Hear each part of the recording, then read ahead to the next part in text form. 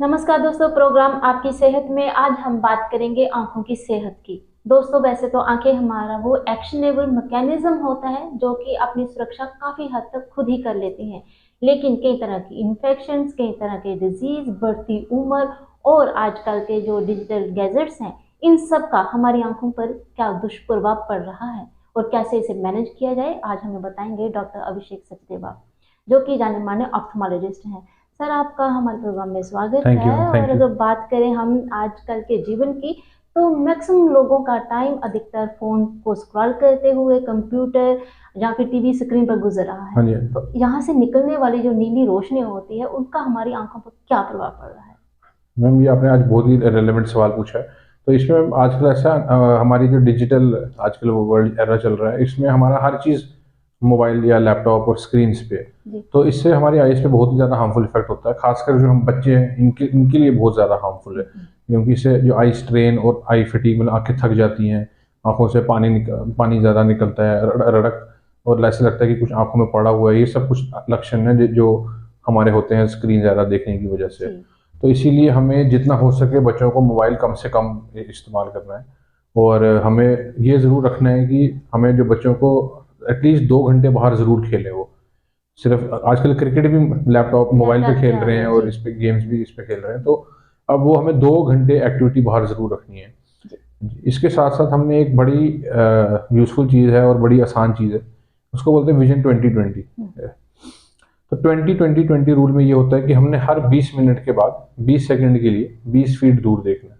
यानी हम अगर मैं 20 मिनट फ़ोन देखता हूँ तो 20 सेकंड के लिए मैं थोड़ा 20 फीट दूर देखता हूँ और फिर वापस स्क्रीन को देखता हूँ। तो ये कुछ चीज़ें हैं जिनसे बच्चे काफ़ी हेल्पफुल होगा उनके लिए। जो उनकी आंखों को जो फटीक है उसमें राहत मिल हाँ हाँ जी, सकती हाँ है। जी, ये बिल्कुल। बच्चों को समझाने की जरूरत होगी, उनको बिल्कुल। एडुकेट करने की हाँ जी, हाँ जरूरत होगी। जी, बिल्कुल। सर, अगर आप बात की जाए तो कौन सी लक्षण हैं जो आपके पास बच्चे लेकर आ रहे हैं, रिपोर्ट होते हैं सर? तो जो बच्चे जो हमारे पास आजकल जो है, हम देख रहे हैं कि उनको जो स्पेक्स लग रही हैं उसका बहुत ज़्यादा, चश्मा बहुत ज़्यादा नजर कॉमनली वीक हो रही है नज़र सर। वीक हो रही है, नज़दीक का दिखता है, दूर से कम दिखता है। ये बहुत ही ज़्यादा मायोपिया जिसको हम बोलते हैं, ये बहुत ज़्यादा कॉमन है। और ये इन सब स्क्रीन और बाकी अन्य कुछ फैक्टर्स की वजह से है। इसमें सबसे जो इम्पोर्टेंट रोल जो प्ले कर सकते हैं वो स्कूल टीचर्स प्ले कर सकते हैं, क्योंकि स्कूल टीचर सबसे पहले जज करते हैं जो बच्चा है वो ब्लैक बोर्ड नहीं देख पाता है, वो आगे बैठता है, थोड़ा सा उसको पढ़ने लिखने में थोड़ी दिक्कत हो रही है। तो स्कूल में जो टीचर्स हैं उनका वो फर्स्ट डॉक्टर है इसके लिए, जो वहाँ से पकड़ा जा सकता है कि किस बच्चे को कम दिखता है, और फिर वो यहाँ पे हम रिपोर्ट कर तो सकते सर, हैं। हमारे प्रोग्राम के माध्यम से आप ये कहना चाहते हैं कि अगर बच्चा शिकायत करता है कि मुझे ब्लैक बोर्ड नहीं दिखाई दे रहा, तो इसे इग्नोर ना किया हाँ जाए? जी, हाँ जी, इसको बिल्कुल इग्नोर मत किया जाए, जी। क्योंकि इसमें सिर्फ आंखों का नहीं है। पहले तो उसको अगर दिखेगा कम तो वो कम पढ़े लिखेगा, उससे वो उसको थोड़ा और स्ट्रेस और बाकी मेंटल इश्यू स्टार्ट हो जाएंगे, वो थोड़ा पीछे रहेगा क्लास में। कहा जाता है हम 80% जो देखते हैं वही हम सीखते हैं, तो बच्चों बिल्कुल। में तो जो बहुत ज़्यादा इम्पोर्टेंट हो जाता हाँ है। जी, हाँ जी। सर, अगर क्या आप समझते हैं, जहाँ आप कहना चाहेंगे कि अगर स्कूल में एडमिशन के समय हाँ जी, हाँ जो जी। विजन सर्टिफिकेट है वो मैंडेटरी हो जाए, हाँ तो जी, हाँ बच्चों जी। का जो चेकअप है स्टार्टिंग से शुरू हो हाँ जाएगा? जी, हाँ जी, बिल्कुल। एडमिशन में या फिर स्टार्टिंग में विजन चेकअप बहुत ज़रूरी होना चाहिए। और हर 6 मंथ एटलीस्ट एक विजन चेकअप ज़रूर होना चाहिए बच्चों का, ताकि हम बहुत अर्ली, क्योंकि कुछ ऐसी बीमारियां हैं जैसे लेजी आई, एम्बलायोपिया बोलते हैं, वो अगर हम बचपन में ही अगर उसको पकड़ लेते हैं बच्चों में, तो वो बहुत ही ज़्यादा, उस समय हम उसको ट्रीट कर सकते हैं, बाद में थोड़ा मुश्किल हो जाती है। जिंदगी भर की जो कमजोर नजर है उससे बचा जा हाँ सकता जी, है हाँ अगर जी। हम रूटीन चेकअप बच्चों का करवाते हाँ जी, रहेंगे। हाँ जी।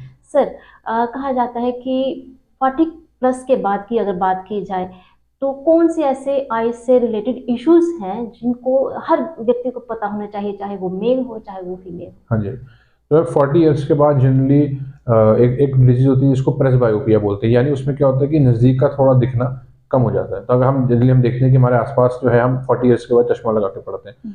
वो एक हमें पहले ये समझना है कि वो एक नॉर्मल एजिंग प्रोसेस है। जैसे बाल सफ़ेद होते हैं, वैसे 40 साल के बाद आँखों में नज़दीक का नहीं दिखता है। ये एक नॉर्मल बात है, इसमें डरने या घबराने की ज़रूरत नहीं है, ये कोई बीमारी नहीं है। तो इसीलिए हर 40 साल के बाद हमें, अगर हमें मोबाइल या फिर पढ़ने में मुश्किल आ रही है, तो हम नज़दीक का स्पेक्स लगवाएं। जी। उसके अलावा 40 ईयर्स के बाद जनरली अब हम उस एज की तरफ जा रहे हैं जिसमें हम सफ़ेद मोतिया जो है, जो जनरली 60 के आसपास शुरू होता है, लेकिन हम उसकी तरफ बढ़ रहे हैं, और शुगर भी ज़्यादा प्रेवलेंट होती है इस एज में, तो इन सब चीज़ों का बहुत ध्यान रखना है। तो कहीं ना कहीं रूटीन में साल में एक बार चेकअप करवाना चाहिए सर। बिल्कुल, एटलीस्ट साल में अगर एक बार चेकअप होगा तो वो हमारी आइज़ के लिए बहुत ज़्यादा यूज़फुल है। जैसे आपने कहा कि बहुत सारी और भी हेल्थ इश्यूज जो हैं वो डेवलप होना शुरू हो जाते हैं। डायबिटीज की अगर हम बात हाँ जी, करें हाँ जी। तो सर इनका आंखों पर कितना बुरा प्रभाव तो पड़ता है? मैम डायबिटीज़ का बहुत ही ज़्यादा ख़राब इफ़ेक्ट है। इनफैक्ट हमारा head to toe diabetes unfortunately हर ऑर्गन को इफ़ेक्ट करती है और आँखें भी इससे बची नहीं है। तो और एक और मुश्किल बात ये है कि ये इर्रिवर्सिबल डैमेज तो हम नहीं कह सकते, लेकिन डायबिटीज़ का बहुत ज़्यादा एक हार्मफुल इफ़ेक्ट आई से पड़ता है, जो जितना जल्दी पकड़ लिया जाए उतना ज़्यादा अच्छा है। मैनेज हो सकता हाँ जी, उससे ज़्यादा मैनेज हो सकता है। और कुछ स्टार्टिंग में अगर लाइफ़स्टाइल मॉडिफ़िकेशन चेंजेस लाई जाएँ, यानी अगर थोड़ा-सा जो मरीज़ है थोड़ा फ़िज़िकल एक्टिविटी सैर वगैरह रखे, थोड़ी डाइट वगैरह अपनी सुधार के रखे, और वही फिर अगर अपना पर्दे की पीछे की जाँच साल में एक बार कराता रहे तो वो काफ़ी ज़्यादा बच सकता है। सर बहुत बुरा लगता है, दिल भर आता है जब पता चलता है कि हमारी लापरवाही के चलते हमारी आंखों की जो रोशनी है वो कम हो रही है। ग्लूकोमा की मैं बात कर रही हूँ, जो हाँ जी, धीरे धीरे प्रोग्रेस होता है और रोशनी जो है वो खत्म होती जाती है और बिल्कुल, पता भी बिल्कुल, कहा जाता है देर में चलता है। तो बिल्कुल। सर क्या ऐसे लक्षण हम वाच कर रखें जिन पर ध्यान रखने की जरूरत होगी? तो ग्लूकोमा जो है इसको हम नॉर्मल भाषा में काला मोतिया बोलते हैं। इसको एक बेसिकली एक साइलेंट किलर है, हमें पता नहीं चलता, आस्ता-आस्ता हमारी रोशनी जो है वो टनल विज़न बनती है, यानी कि हम जैसे हम पाइप के थ्रू देखते हैं वैसी बननी शुरू हो जाती है। हमारे को आस-पास का दिखना बंद हो जाता है। फील्ड व्यू हाँ, जो है वो कम हो कम जाता हो है। जाता है और सिर्फ सेंटर का दिख रहा होता है। इसमें भी ये फिर वही वाली बात है कि अगर हम हर 6 महीने साल में अपनी आँखों का प्रेशर की जाँच कराते रहेंगे और पर्दे की जाँच करेंगे, ख़ासकर अगर हमारे हिस्ट्री है, अगर हमारी फैमिली में हमारे पेरेंट्स को या ग्रैंड पेरेंट्स को भी काला मोतिया की शिकायत रही है, फिर तो और तो ज़्यादा इम्पोर्टेंट है कि हमें अपना चेकअप ज़रूर करवाना चाहिए। जी। तो सर क्या लक्षण, प्रेशर बढ़ रहा है आंखों का, इसके क्या कुछ लक्षण रहते हैं क्या? इसका कोई लक्षण नहीं रहते। जनरली जो ग्लूकोमा है उसमें प्रेशर बढ़ता है। कुछ कंडीशंस में कुछ ऐसे ग्लूकोमा है जिसमें प्रेशर बिना बढ़े भी ग्लूकोमा हो सकता हो है। सकता है। लेकिन जैसे हमारे आँखों ब्लड प्रेशर होता है, वैसे आँखों के अंदर इंट्राओकुलर प्रेशर बोलते हैं। तो वो बढ़ जाता है और उसकी वजह से हमें जनरली ग्लूकोमा होता है। तो जी। इसलिए अगर हम फिर भी रेगुलर चेकअप कराएँगे तो हम काफ़ी हद तक बच सकते हैं। ओके। सर अब बात करूँगी मैं उन लोगों के लिए जो जिनको चश्मा लगा है और हुँ। वो डिसाइड नहीं कर पा रहे कि अगर हम चश्मा हटवाना चाहते हैं तो कौन-सी सर्जरी कराएँ? सर नए आयाम क्या हैं, नई टेक्निक्स क्या हैं चश्मा हटाने की? तो बहुत ही टेक्निक जो आज फॉलो हो रही है वो लेसिक है। इसमें लेज़र रिमूवल से हम स्पेक्स हटा देते हैं हमेशा के लिए। 21 साल के बाद जनरली रिकमेंडेड है, हम इसको कर देते हैं। और इसमें कुछ टेस्ट होते हैं, अगर हम उन टेस्ट को फॉलो करके अगर हमारा वो टेस्ट ठीक आ रहे हैं तो फिर हम फिट हैं लेसिक कराने के लिए। अगर तो हम लेसिक हमेशा के लिए हमारे स्पेक्स उतर जाएंगी, हमें दूर की जितना हमें चश्मे के साथ दिखता है फिर हमें चश्मे के बगैर उतना दिखने लगेगा। ओके। तो सर जब सर्जरी रिकमेंड की जाती है, अक्सर पूछा जाता है कि आपको कौन से लेंस डलवाने हैं। हाँ सर ये जी, कैसे डिसाइड किया जाता है कि कौन से लेंस जो हैं हमें क्वालिटी विज़न दे सके? हाँ जी, हाँ जी। इसके लिए कैसे तो सर ऐसा है चूज़ कि किया जाता जो है? हम ये कैटरैक्ट में हम लेंस डालते हैं, लेसिक में कोई लेंस नहीं लगेगा। तो कैटरैक्ट में जनरली जो है हमें काफ़ी कुछ पैरामीटर्स होते हैं जो डॉक्टर ने और पेशेंट ने मिलकर डिसाइड करने हैं हुँ। कि हम कुछ ऐसे टेस्ट होंगे कि पेशेंट जो है वो उसके लिए कौन सा लेंस ज़्यादा सूटेबल है। ज़रूरी नहीं, पहले एक जानने की चीज़ बहुत ज़रूरी है कि लेंस सब कुछ ऑपरेशन में नहीं है। ओके। ठीक, अगर अगर कैटरैक्ट सर्जरी में 10 स्टेप है तो उसका आखिरी स्टेप जो है वो या 9 स्टेप जो है वो लेंस डालना है। तो सारे स्टेप्स उतने ही इंपॉर्टेंट हैं। हुँ, हुँ। सिर्फ लेंस जो है वो सर्जरी डिटरमाइन नहीं करता कि रिजल्ट क्या आएंगे। हुँ, हुँ। तो हम पेशेंट डॉक्टर की सलाह से जो हमें जो उनकी और हमारे बीच में जो हम उनकी जो साइंटिफिक जो नॉलेज है और हमारे कुछ फैक्टर्स की वजह से हम दोनों डिसाइड करके किसी पे पहुंच सकते हैं। किसी डिसीजन पे पहुँच सकते हैं कि कौन-सी सर्जरी जो है वो बेनिफिशियल हो सकती हाँ है जी, हाँ किसी जी। व्यक्ति के लिए। सर एक चीज़ जो बड़ी कॉमन लोगों में देखी जाती है, लंबी रेस्ट के बाद ही सुबह उठते ही आँखें जो थकी-थकी सी रहना या बारी आँखें रहना, हाँ जी, इसका हाँ जी। क्या कारण होता है और कैसे मैनेज की जाए? हाँ जी, हाँ जी। ये भी कुछ लक्षण है जिसको ड्राई आइज़ बोलते हैं, बड़ा कॉमन है कि आँखें हमें थोड़ी थकी-थकी लगती हैं। हुँ। क्योंकि जनरली क्या होता है हमारी आँखें जो है वो 15-16 बार 1 मिनट में हम झपकते हैं। अगर हम एक स्क्रीन को लगातार देखते हैं तो हम वो झपकते नहीं हैं। तो हमारी आँखों के अंदर जो लुब्रिकेशन होती है, यानी जो पानी बन रहा है वो बनना बंद हो जाता है और आँखें थोड़ी थकती हैं। इसके लिए भी हमें वही 20-20-20 रूल फॉलो करना है। 20 मिनट के बाद 20 सेकंड के लिए थोड़ा दूर देखना है।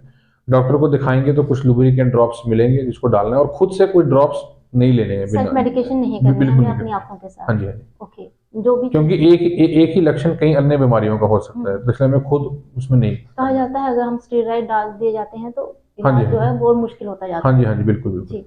सर क्या आपके यहाँ पे जो प्रोसीजर होते हैं, जो सर्जरीज होती हैं, क्या उन्हें आयुष्मान कवर करता है, या हाँ फिर इंश्योरेंस कंपनी जो होते हैं वो हाँ जी, कवर हाँ जी। तो करती है? बिल्कुल हमारे यहाँ सचदेवा नेत्रालय में हम फर्स्ट NABH आई हॉस्पिटल है जम्मू में, और हम हमारे यहाँ पर बिल्कुल आयुष्मान कार्ड चलता है जिसमें free of cost total surgery होती है, और उसमें कोई पैसे नहीं लगते हैं। बहुत ही बढ़िया स्कीम है जो गवर्नमेंट की द्वारा स्टार्ट की गई है। जी बहुत लोगों को बहुत फ़ायदा हो रहा है इससे, जी। और आप टोटल फ्री हमारे यहाँ पे करा सकते हैं। इसके अलावा हमारे यहाँ ECHS कार्ड भी चलता है, एक्स सर्विसमैन ओके। का जो कार्ड बनता है उसमें भी उनकी फ्री सर्जरी हो जाती है, और कई इंश्योरेंस कंपनीज का भी कार्ड चलता है। जी सर, एक मंत्रा क्या देंगे कि हमारी जो आंखें हैं वो स्वस्थ रहें, चाहे हम उसमें हम डाइट की बात करें या फिर जो लेंस में हमारे कहा जाता है विटामिन ई जो होता है वो बना रहे, उसके लिए हमें क्या करना चाहिए डे टू डे लाइफ में? तो डे टू डे लाइफ में हमें अपने सबसे पहले डाइट का ख्याल रखना है, हरी सब्जियां ज़रूर खानी है, और उसके अलावा जिसमें आपको बताया फिजिकल एक्टिविटी ज़रूर रखनी है, शुगर का ब्लड प्रेशर का ध्यान रखना है, और